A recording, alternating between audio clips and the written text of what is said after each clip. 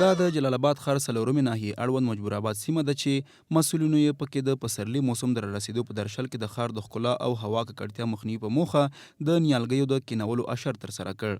د څلورمې ناحیې امیر بریالی چلند دغه اشر پر موخه غږیږي. نو د جلال آباد ښاروالۍ څلورمې ناحیې لپاره تقریبا 2000 بوټي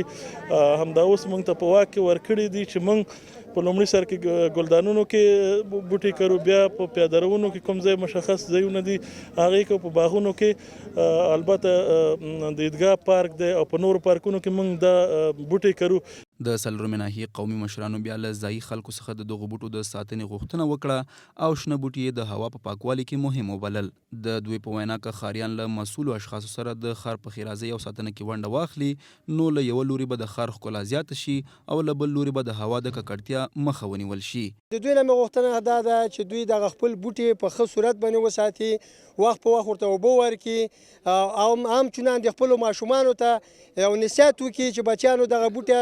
شین بوټی دی او سبا تاسو په ښه ښکارېږئ او دا باید وساتئ. دا ګرد اخیستی تا نه اخیستی ولسه د خپل ځان باندې بوج کړی، کاربن مونو اکساید د نه اخیستی د په ځان باندې بوج کړی، ښکلا درکوي، سوری درکوي،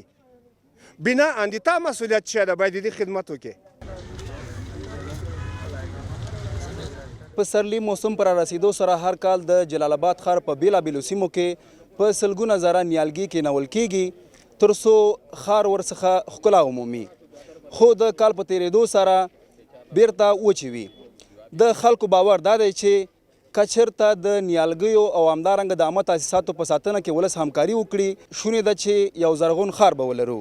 هدایت شاه هدایت، انعکاس رادیو ټلویزیون، جلال آباد.